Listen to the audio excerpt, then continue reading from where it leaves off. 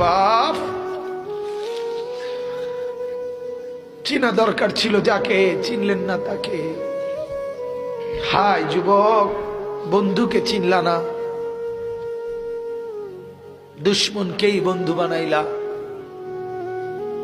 দুশ্মনকেই বন্ধু বানাইলা।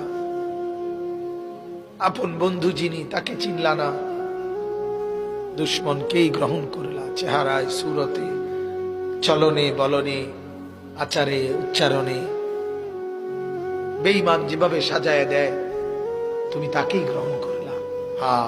নবী পাক সাল্লাল্লাহু আলাইহি ওয়াসাল্লাম নফল নামাজে এত লম্বা সেজদা করতেন। আম্মা জান আয়েশা রাদিয়াল্লাহু তাআলা আনহা বলেন, মাঝে মাঝে মনে হতো নবী ইন্তেকাল করলেন কিনা, মারা গেলেন কিনা। এজন্য আমি নবীর পায়ের পিছনে তালুর মধ্যে এভাবে আঙ্গুল দিয়ে চাইতাম, মানে রেক দিয়ে বসাইতাম আর কি, যে জীবিত কিনা। এত লম্বা সেজদা দিতেন। বাজান, হযরতে সাহাবায়ে কেরাম বলেন, নবীজি সেজদা দিতেন এত লম্বা আর কামতেন। নাসমাউ লাহু আজিরান কা আজিরিল মিরজাল।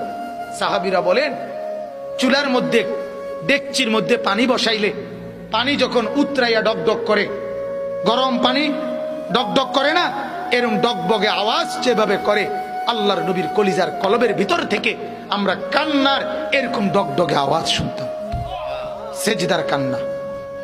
আল্লাহর নবী এভাবে কাঁদতেন, নবী এভাবে কাঁদতেন। আম্মা জান আয়েশা বলেন, একদিন রাত্রিবেলা নামাজে দাঁড়াইছে, তাহাজ্জুদে এক রাকাতে মাত্র দাঁড়াইছে নবীজি। আয়েশা রাদিয়াল্লাহু তাআলা আনহা বলেন, আর সেজদাও করে নাই, আর রুকুও দেয় নাই।